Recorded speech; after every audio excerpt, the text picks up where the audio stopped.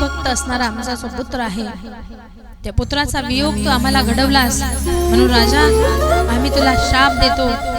ज्या पद्धतीनं आम्ही पुत्र वियोगामध्ये जातोय, पुत्र वियोगामध्ये आमचा देहत्याग करतोय, जसं आमचं बाळ आम्हाला पाणी पाजायला राहिला नाही, तसा तुझ्या अंतकाळी तुझा एकही पुत्र तुला पाणी पाजायला राहणार नाही.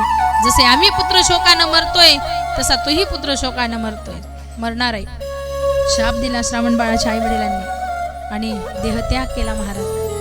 बाळा श्रावणा म्हणून प्राण सोडला.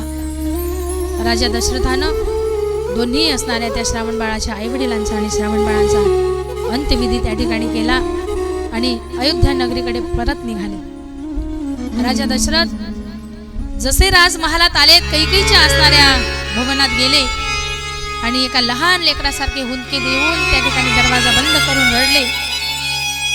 कैकेयी विचारते, राजन, एवढा शूरवीर असणारा माझा पती आज लहान लेकरासारखा रडतो, काही घडलंय का तुमच्या हातून?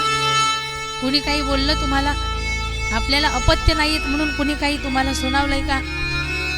राजा दशरथ सांगतात, कैकेयी, कुणीही बोललं नाही मला, कुणीही हिणवलं नाही मला, पण माझ्या हातून आज जे घोर पाप झालंय, मला पुत्रप्राप्ती व्हावी त्यासाठी मी आंधळा झालो होतो आणि म्हणून एका निरपराध्याचा असणारा बळी माझ्या हातून गेला, त्याला माझा बाण लागला आणि एका मात्या पित्याचा असणारा आधार माझ्याकडून हिरावला गेला. त्यावेळेला कैकेयी माता सांगते, राजन, तुम्ही आपणहून केलेलं नाही, काहीतरी भगवंताची योजना असते. बऱ्याच ठिकाणी असं म्हणतात, या ज्या गोष्टी होत्या या कैकेयीच्या मतानं घडल्या नाहीत, भगवंताला त्या घडवून आणायच्या होत्या, म्हणून तिने जगात असणारा हा कलंक सहन केला आणि राजा दशरथाच्या जीवनामध्ये असणारं जे काही होतं ती सर्व असणारी पूर्व योजना असल्यामुळं कैकेयी मात्र त्या ठिकाणी फक्त आपलं पात्र निभावते. म्हणून सांगितलं, राजन, झालेल्या गोष्टीचा शोक करण्यात आता काय अर्थ आहे? जे झालं ते झालं. आता वशिष्ठ मुनींनी जे काही सांगितलंय त्याच्यावर थोडं लक्ष केंद्रित करा. राजानं आपला जो दुःखाचा वेग होता तो आवरला आणि पुढच्या तयारीला लागले. त्या ठिकाणी यज्ञ केला गेला. यज्ञ भगवान प्रसन्न झाले आणि हातामध्ये प्रसादाचं असणारं पात्र घेऊन त्या ठिकाणी ते प्रगट झाले आणि वशिष्ठ मुनींनी सांगितलं, आपल्या तिन्ही असणाऱ्या राण्यांमध्ये हा प्रसाद वाटून द्या. त्या ठिकाणी प्रसाद वाटला गेला महाराज. पण कैकेयीला असं वाटलं, मला नंतर दिला, कमीच दिला, म्हणून आपल्या हातात असणारा तो प्रसाद होता तो तिनं टाकून दिला आणि तो असणारा प्रसाद मात्र पिंड घारीने झळपला, अंजनीने तो सेविला. अंजन पर्वतावर ज्या ठिकाणी साधनेला बसलेली होती अंजना माता, त्या ठिकाणी तो प्रसाद घारीने नेऊन पोहोचवला. पूर्वनियोजित असणारी योजना भगवंताची. इकडे मात्र सुमित्रा आणि कौसल्या मातानं आपल्या जवळ असणारा काही प्रसादाचा भाग कैकेयीला दिला, तो त्यांनी ग्रहण केला आणि काही काळानं मात्र तो यज्ञ संपुष्टात आल्यानंतर सुंदर ज्या क्षणाची वाट पाहताय राजा दशरथ, तो सुखाचा असणारा दिवस उगवला. कैकेयी, सुमित्रा, कौसल्या या तिन्ही असणाऱ्या राण्यांनी सुंदर आणि गोंडस अशा राजकुमारांना जन्म दिला. त्या मुलांचं नामकरण करण्यात आलं. प्रभू रामचंद्रांचं नाव राम आहे. शत्रुघ्न, लक्ष्मण अशी असणारी 4 लेकरं या घरामध्ये त्या भगवंतांच्या आशीर्वादाने खेळू लागली. राजा दशरथाच्या आनंदाला पारावार उरला नाही. त्या लेकरांच्या लहानपणी असणाऱ्या ज्या लीला आहेत त्या लीला पाहत असताना राजा दशरथ भान हरपून जाईल. ज्या आनंदाच्या क्षणाची तो वाट पाहत होता त्या आनंदाचे क्षण मनसोक्तपणे राजा दशरथ जगत होता. पुढे आपल्या आयुष्यात काय घडणार आहे याची शंका सुद्धा राजा दशरथांच्या मनात येत नव्हती. आणि या सगळ्यात प्रभू रामचंद्र लहानपणापासून हुशार आहेत, सगळ्यांचं मन वेधून घेतात. आपल्या असणाऱ्या बाललीलांनी आपल्या वडिलांचा आदर, आपल्या आईचा आदर, ह्या सगळ्या गोष्टी मात्र त्या क्षणापासून घरामध्ये या लहान लेकरांची सुंदर असणारी पावलं पडायला लागली. आणि जशी जशी त्यांच्या पायात असणाऱ्या घुंगरांचा जो नाद व्हायचा त्या नादानिशी आईवडिलांचं असणारं जे अंतकरण आहे ते मात्र सुखावत होतं. सुंदर वर्णन आहे बघा. प्रभू रामचंद्र चालत असताना सुद्धा त्यांच्या चालण्यात सुद्धा आनंद होता महाराज. ते जेव्हा चालायचे ना ते पाहून कौसल्या माता, तिन्ही राणे आणि राजा दशरथ सुखावून जायचे. ठुमक चलत रामचंद्र, ठुमक चलत रामचंद्र, बाजत पैंजनिया, ठुमक चलत रामचंद्र, बाजत पैंजनिया, ठुमक चलत रामचंद्र, ठुमक चलत रामचंद्र. आपल्या चालण्याने सुद्धा आपल्या परिवाराला आनंद देत आहे महाराज. आणि ही लेकरं हळूहळू वाढत गेली आणि पुढे आपल्या गुरुगृही जाऊन त्या ठिकाणी गुरूंची सेवाही केली, ज्ञानार्जनही केलं. एवढंच नाही, ते ज्ञानार्जन करत असताना त्या ठिकाणी आपल्या कार्याला सुरुवातही केली.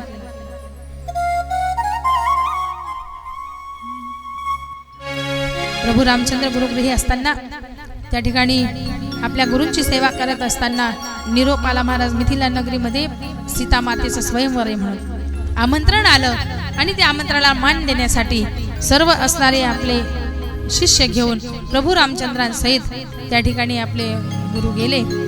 आणि त्या स्वयंवरामध्ये सीता मातेला जो धनुष्य ठेवलेला होता, शिवधनुष्य, त्या ठिकाणी त्या शिवधनुष्याचं ताडन करून सीता मातेचं वरण केलं आणि सीता मातेला घेऊन अयोध्या नगरीमध्ये परत आले. काही दिवसांनी रामायणात असणारा तो महत्वाचा प्रसंग, राजा दशरथांनी ठरवलं सर्व काही आनंदात चाललंय, आता आपण ह्या ठिकाणी मात्र पदाभार आपल्या मोठ्या पुत्राकडे सोपावा. म्हणून राज्याभिषेकाची तयारी सुरू झाली. घोषित झालं उद्या राजा होणार आहेत म्हणून. परंतु कैकेयी मातेनं आपली 2 असणारी वर मागून घेतली आणि सांगितलं, पहिला वर रामाला वनवास आणि दुसरा वर भरताला राज्यगादी देणे. ठरल्याप्रमाणे घडलं. प्रभू रामचंद्रांना कुणी न सांगता त्यांनी राजवस्त्रांचा त्याग केला, वल्कले धारण केली आणि अरण्यात जाण्यासाठी आशीर्वाद घेण्यासाठी आलेत. सीता माता मध्ये आडवे आल्या, मी तुम्हाला एकटी जाऊ देणार नाही, मी तुमच्या सोबत येणार आहे. ज्या वेळेला लक्ष्मणांना ही वार्ता कळाली त्यावेळेला लक्ष्मणजी प्रभू रामचंद्रांच्या सोबत गेले. तिघही वनवासाला निघाले. कालांतरानं ही गोष्ट भरताला कळली, कारण भरताला तिकडे अपशकुन होत होते, आपल्या आजोळी जिथं राहत होते. राजा दशरथांनी माझा राम म्हणून देहत्याग केला. श्रावण बाळाच्या असणाऱ्या आईवडिलांचा जो शाप आहे तो शाप खरा ठरला. भरताला अपशकुन व्हायला लागले म्हणून भरत आपल्या गृही परत आला. आणि खऱ्या अर्थ असणारी जी कथा आहे, जी गोष्ट आहे, ती भरताला समजून घेतली. जेव्हा त्याला कळाली तेव्हा भरतानं आपल्या आईचा त्याग केला आणि प्रभू रामचंद्रांच्या शोधासाठी अरण्यामध्ये गेले. प्रभू रामचंद्रांच्या पादुका घेऊन आले, राजसिंहासनावर ठेवल्या आणि त्या ठिकाणी त्या पादुकांची सेवा करत राज्यकारभार पाहिला प्रभू रामचंद्रांच्या आज्ञेने. त्यानंतर मात्र 6 महिने वनवासाचे शिल्लक राहिले. 13.5 वर्ष गेले. पण या 6 महिन्याच्या कालावधीमध्ये शूर्पणखा त्या ठिकाणी प्रभू रामचंद्रांना पाहिलं आणि प्रभू रामचंद्रांवर मोहित झाली. लक्ष्मणांनी तरी माझ्याशी विवाह करावा असा तिचा आग्रह होता, पण त्यांनी शूर्पणखेचं नाक कापलं. या रागाचा बदला म्हणून त्यांनी रावणाला सांगितलं. रावणानं सीता मातेला कपटानं उचलून नेलं आणि लंकेत अशोकवनामध्ये ठेवलं. पुढे हनुमंतरायांनी प्रभू रामचंद्रांची मदत केली. मध्ये बराच प्रसंग आहे. मदत केली आणि सीता मातेचा शोध त्या ठिकाणी लागला आणि घमासान असं युद्ध त्या ठिकाणी प्रभू रामचंद्रांचं आणि रावणाचं झालं. सीता मातेला घेऊन प्रभू रामचंद्र रावणाचा त्या ठिकाणी वध केला. अवताराचं असणारं प्रयोजन, रावणाचा वध करणं, अवताराचं प्रयोजन सिद्ध झालं आणि सीता मातेला घेऊन पुन्हा अयोध्यामध्ये आले. अयोध्येत प्रभू रामचंद्रांचा राज्याभिषेक झाला आणि खऱ्या अर्थानं रामराज्य अयोध्यावासियांना भोगायला मिळालं. ज्या रामराज्यामध्ये आपण वावरतोय, जे रामराज्य आपण भोगतोय, आनंदाचं आणि उत्साहपूर्ण असणारं जे वातावरण आहे रामराज्याचं, कुठल्याही प्रकारची चिंता नाही, काळजी नाही, असं जे वातावरण असतं त्याला रामराज्य असं म्हणतात. संकट येतातही पण आपल्याला स्पर्श न करता निघून जातात, ते रामराज्य असतं. रामराज्य कशाला म्हणतात? रामाच्या चिंतनात राहणे म्हणजे रामराज्यात राहणे. अयोध्येला जाऊ आपण, पण जाऊन तिथून परत यावं लागतं. रामराज्यात नाही राहता येत. मनाला कितीही वाटत असलं या तिथून परत येऊ वाटत नाही. महाराज एवढं सुंदर झालंय तिथं, असे डोळे लुकलुक करतात तिथं गेल्यानंतर. असं वाटतं की अयोध्येहून परत घरी जाऊच नाही. असं दैदिप्यमान झालंय तिथं. आपण कधी विचारही केला नव्हता की भविष्यात एवढं सुख पाहायला मिळणार आहे आपल्याला. ते दृश्य पाहिल्यानंतर वाटतं रामराज्य कशाला म्हणतात. असंच नाही म्हणत. नगरी हो अयोध्या रघुवर सागराना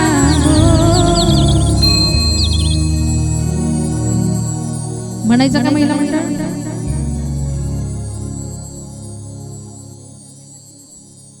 पुढे गवळणीच आहे, पावलेच खेळणार.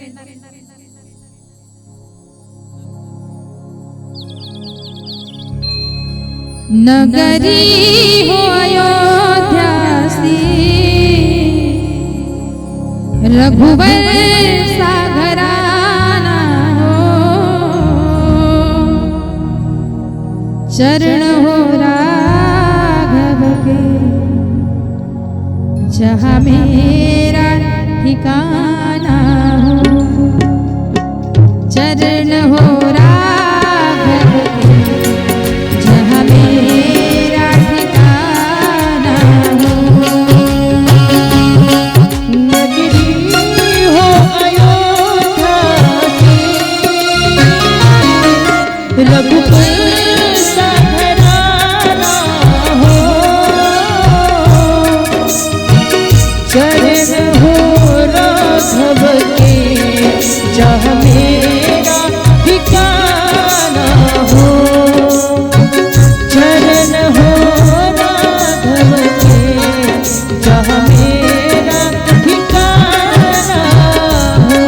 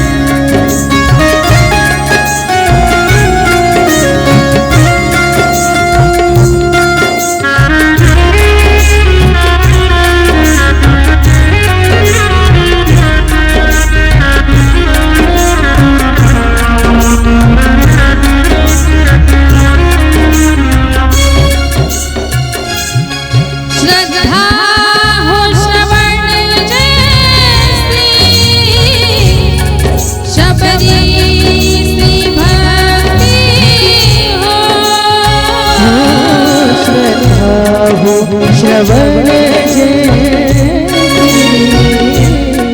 शबरी भक्ति हो श्रद्धा हो श्रवण से शबरी से भक्ति हो और हनुमत के जैसे निष्ठा और भक्ति हो चरण हो राघव के जहाँ मेरा ठिकाना हो चरण हो राघव के जहाँ मेरा ठिकाना हो चरण हो राघव के जहाँ मेरा ठिकाना हो। प्रभु रामचंद्र भगवान श्रीमद् भागवत महापुराण की जय जय श्री राम।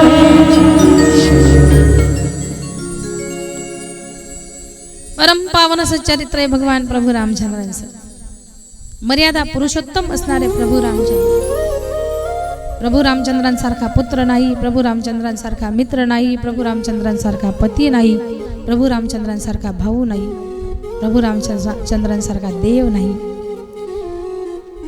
प्रभू रामचंद्रांसारखा राजा नाही एक पत्नी एक वचनी सत्ता असूनही कधी त्या सत्तेचा उन्मत्तपणा दाखवला नाही सुस्वभावी असणारा राजा कसा असावा याचे एक उत्तम उदाहरण म्हणजे प्रभू रामचंद्र आहे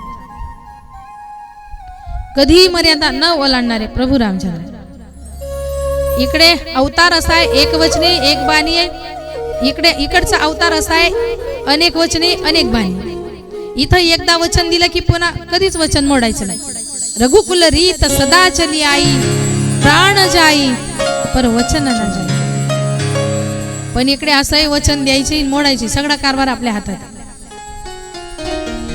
वचन तर दिलं पण पाळलंच नाही कधी वचन तर जन्मापासूनच सुरू झालं होतं प्रसंग असा आहे जन्माच्या अवताराच्या अगोदरच वचन देऊन ठेवलेली पण सगळीच काही पाळली नाही काही पाळली गेली काही पाळली गेली नाही पण इथं काही फरक पडत नाही कारण धर्माच्या रक्षणासाठी बऱ्याच काही गोष्टी अशा असतात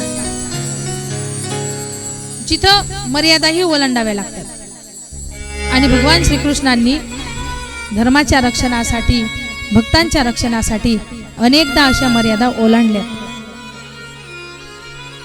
महाभारताच्या युद्धामध्ये शस्त्र हातात धरण्याची बोली नव्हती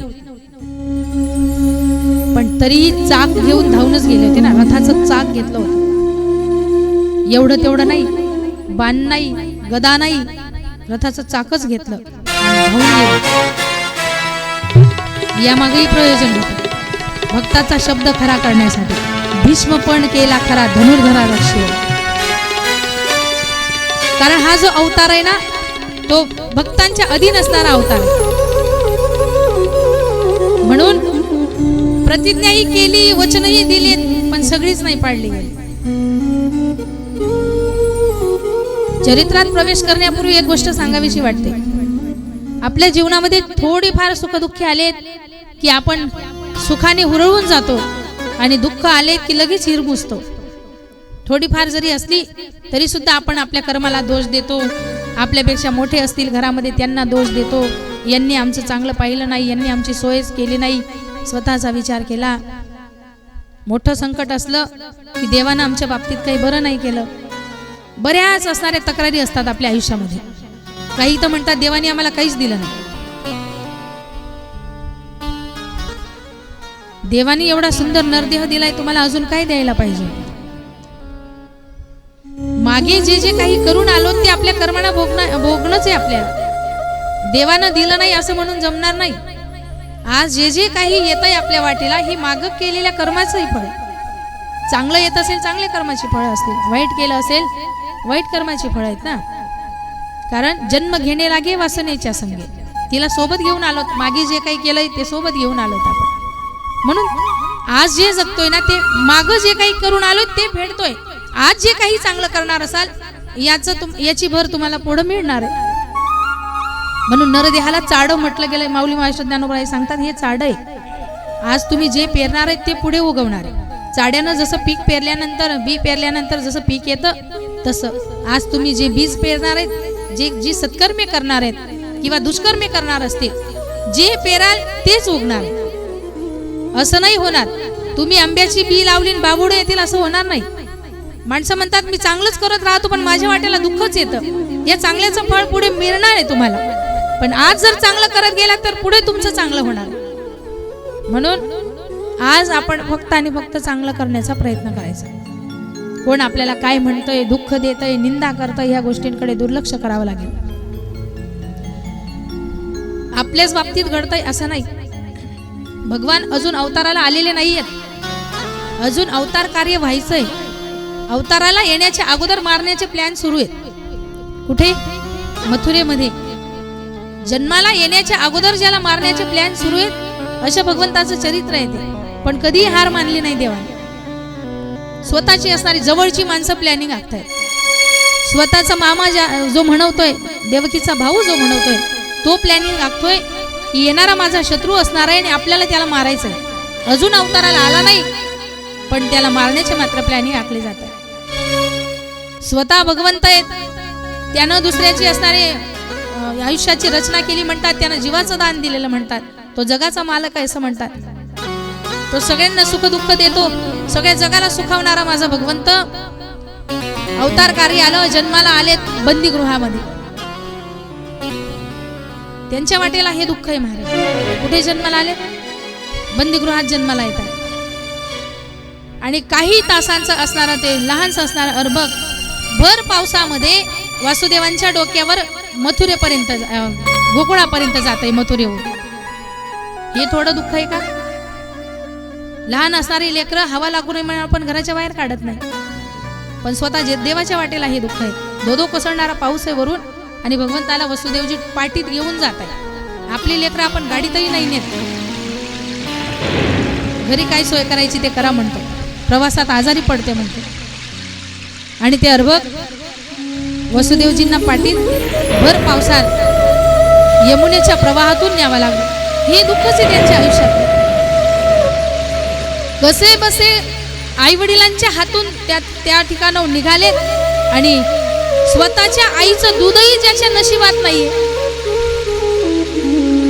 कारण हे मागे करून आलोय ना, हे भोगायचं आहे आपल्याला. हे भगवान कृष्णांचं चरित्र आहे महाराज. जिने जन्म दिलाय तिचं स्तनपानही करू शकत नाही, तसाच उचलला पाठीत आणि गोकुळामध्ये आणून ठेवला. बरं, गोकुळात रुजलेत, तिथं राहिलेत गोकुळ आणि वृंदावनामध्ये 11 वर्ष 56 दिवसाचे, काही ठिकाणी 47 दिवसाचं वर्णन आहे भागवतामध्ये.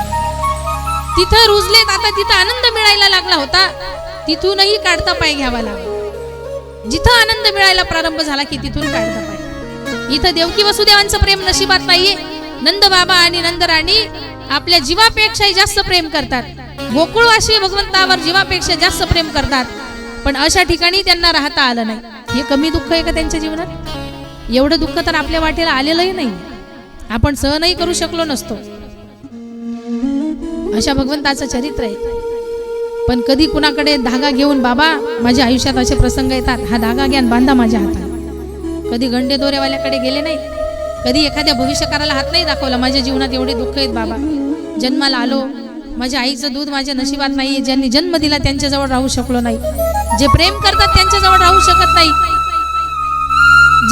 मी ज्यांच्यावर प्रेम करतो त्यांच्या सानिध्यात मला राहता येत नाही, असंही कधी म्हटले नाही. जे आलंय वाटेला ते आपलं फळ म्हणून, कर्माचं फळ म्हणून, भगवंताची मर्जी म्हणून भोगत राहा. ठेविले अनंते तैसेची राहावे, चित्ती असू द्यावे समाधान. अशा भगवंताचं पावन चरित्र आहे ते.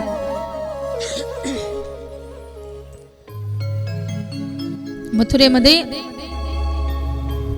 कंस नावाचा राक्षस आहे महाराज.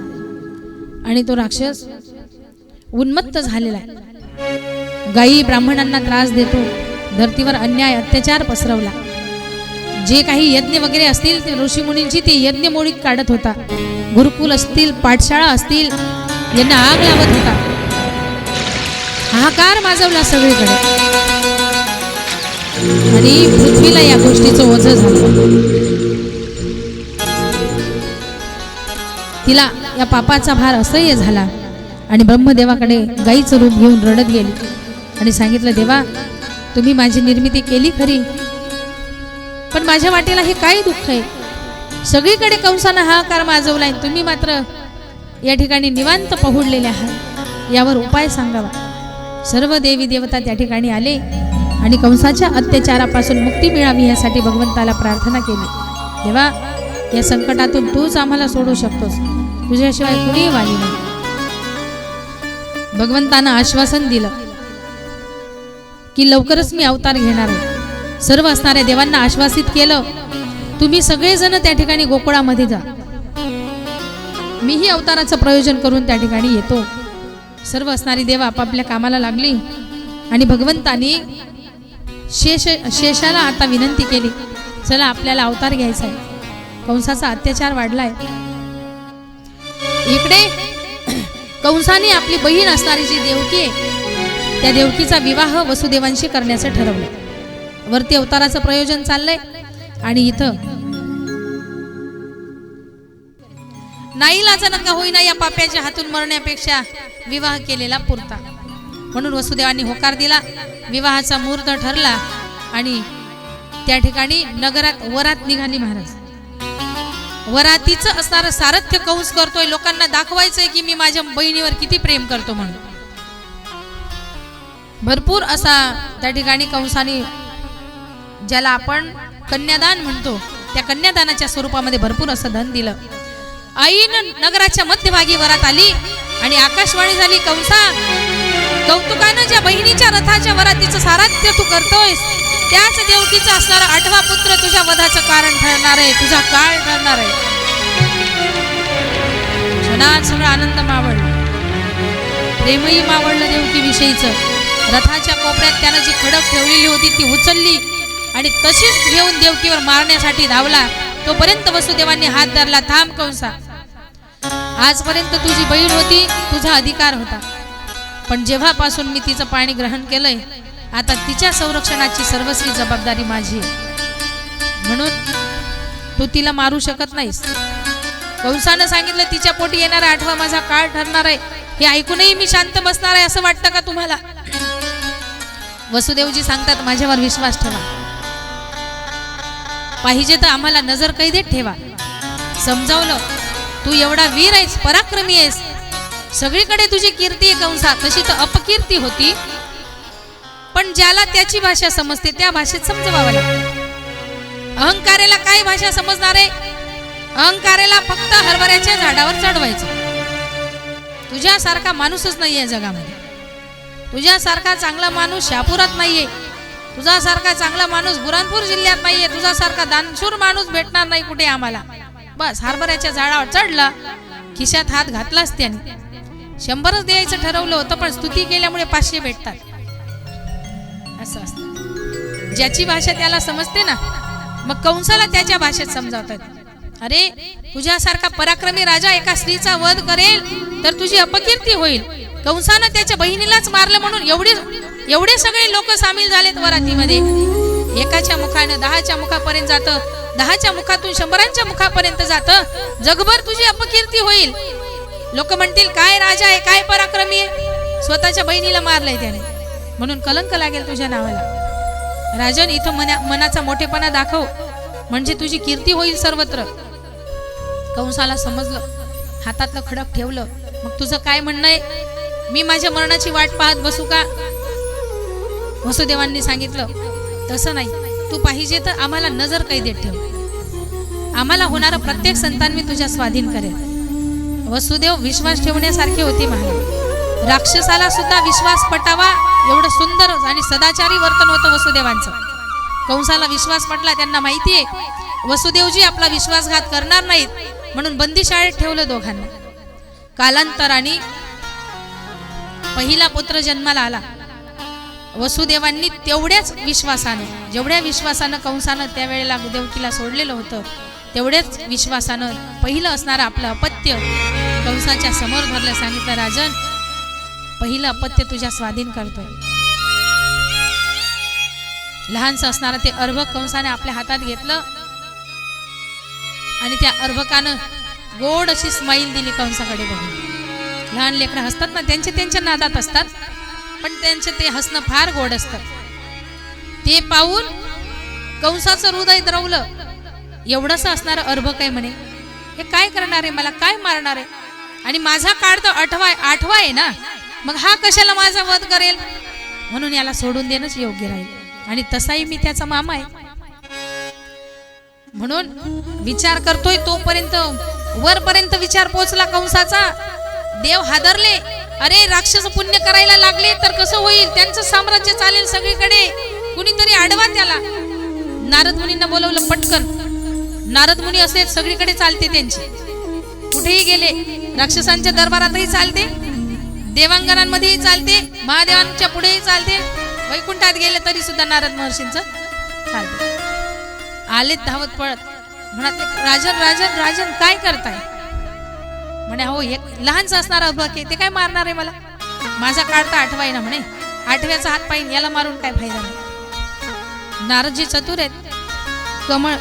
कमळ पुष्प होतं ना, हाती घेतलं आणि एक एक पाकळ्या सांगितल्या, आठवा येणार आहे ना तुला मारायला, ऐक राजन, असा लगेच त्याच्यावर भाळून जाऊ नकोस, ते बहुरूपी आहेत, कुठूनही येऊ शकतात. असं कसं होऊ शकतं, अरे आकाशवाणीनं सांगितलंय आठवा येणार आहे.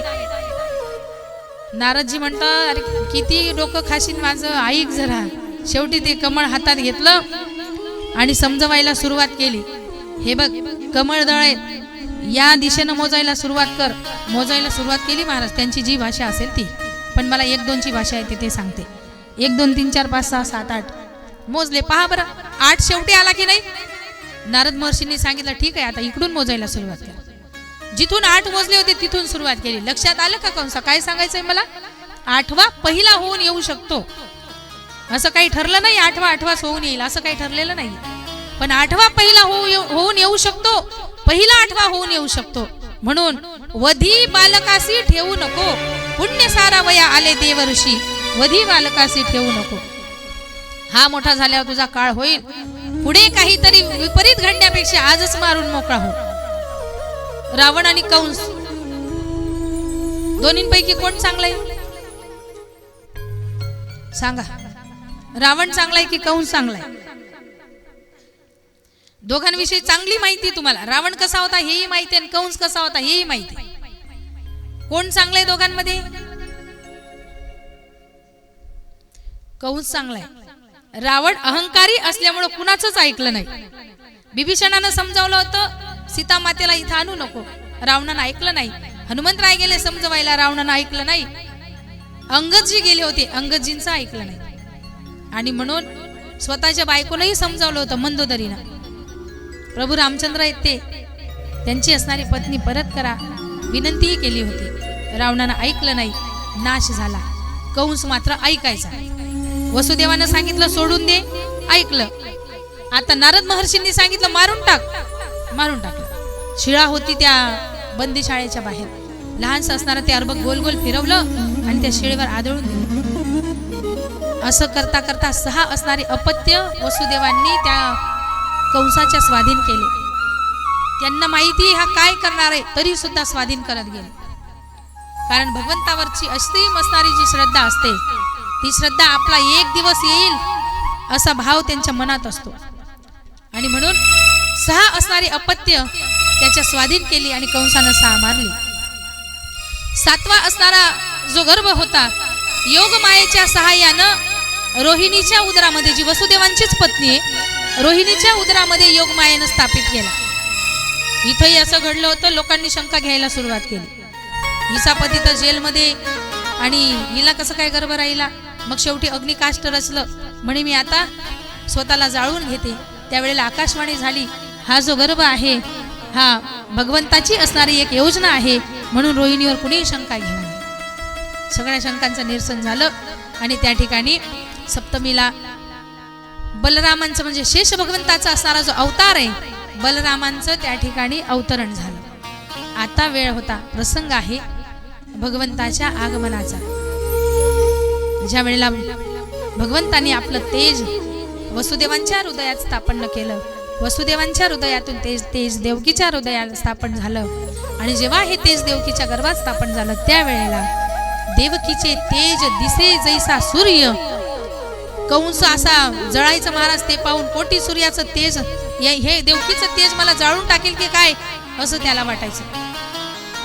तो क्षण आला ज्या क्षणाची वाट सर्व सृष्टी पाहते.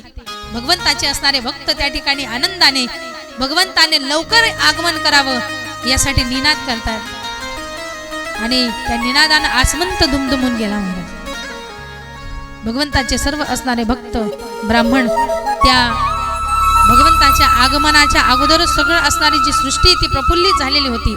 एका अर्थानं संकेत होता काहीतरी चांगलं घडणार आहे, कारण त्यानं वचन दिलंय ना, परित्राणाय साधूनाम विनाशाय च दुष्कृताम धर्म संस्थापनार्थाय संभवामी युगे युगे.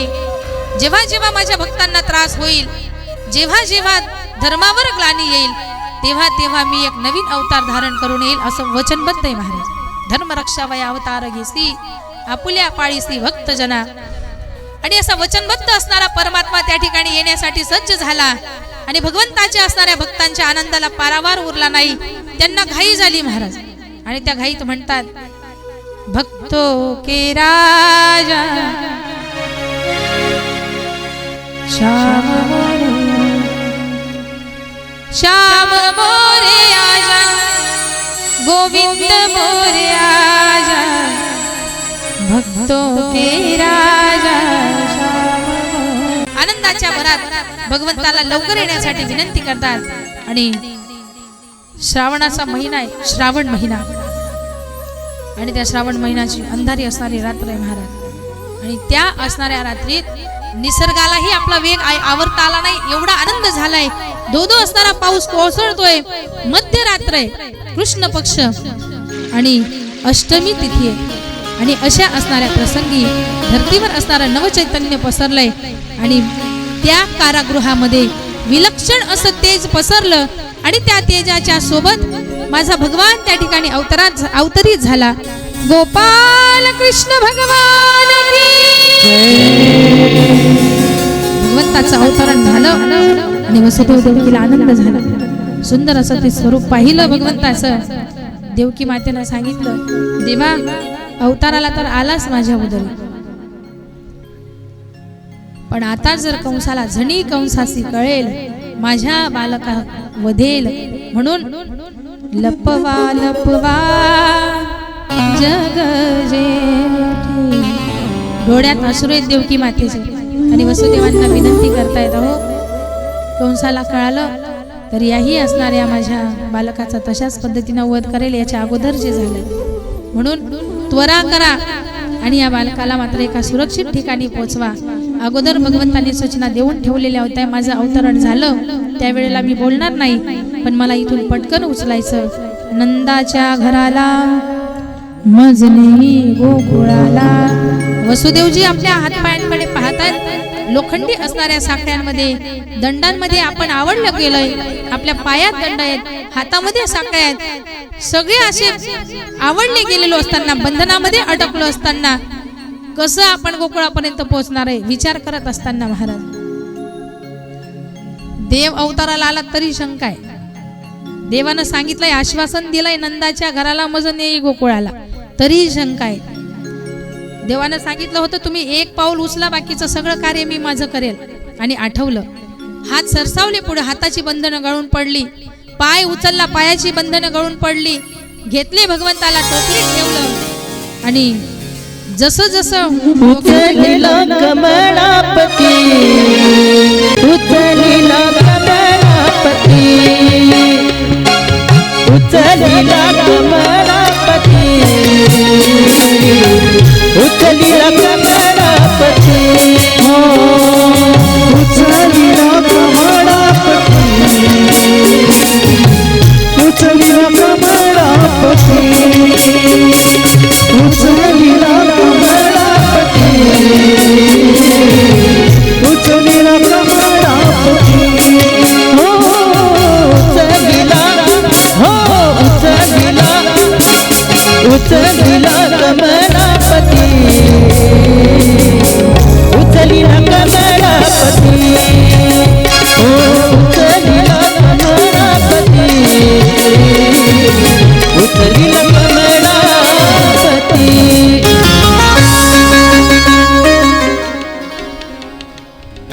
भगवंताला डोक्यावर घेतलं असणारी जी द्वारे होती कारागृहाची ती द्वारे उघडली गेली आपोआपच उघडली महाराज स्वागतम कृष्ण सुस्वागतम कृष्ण स्वागतम कृष्ण सुस्वागतम कृष्ण स्वागतम सुस्वागतम शरणागतम कृष्ण स्वागतम आवाज वाढवा. स्वागतम सुस्वागतम शरणागतम कृष्ण